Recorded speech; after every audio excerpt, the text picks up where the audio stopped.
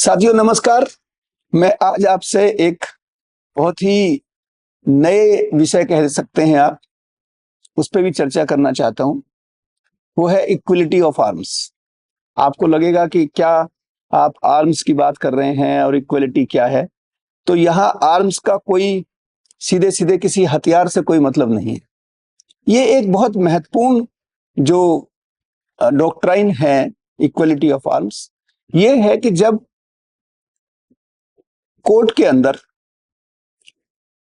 Trial की कार्रवाई होती है साथियों, तो वहां दो पक्ष होते हैं। एक होता है प्रोसिक्यूशन, जो वादी की तरफ से कह सकते हैं या विक्टिम की तरफ से, जो राज्य का पक्ष रखता है। और दूसरा होता है अभियुक्त पक्ष, जिसे कहते हैं डिफेंस। तो बहुत सारे ऐसे अभियुक्त पाए गए जिनके विरुद्ध क्रिमिनल केसेस थे, लेकिन वो बहुत गरीब थे, अनपढ़ थे, उनके पास में संसाधन नहीं थे कि वो बेहतर एडवोकेट को रख सकें। तो जब हमारा संविधान बना, हमने 26 जनवरी 1950 को गणतंत्र दिवस के रूप में अपने संविधान को अंगीकृत किया।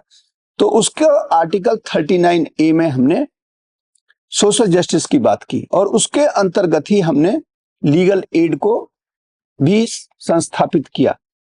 और आपने सुना होगा नालसा नेशनल लेवल पे, सालसा स्टेट लेवल पे, डालसा डिस्ट्रिक्ट लेवल पे ये लीगल एड प्रोवाइड करते हैं। अब आप कहेंगे लीगल एड क्या है? लीगल एड है साथियों वो अभियुक्त जो कुछ सर्टेन कंडीशन को वो करते हैं, जो गरीब हैं, जिनके पास संसाधन नहीं है, तो सरकार के द्वारा उन्हें एडवोकेट दिए जाते हैं।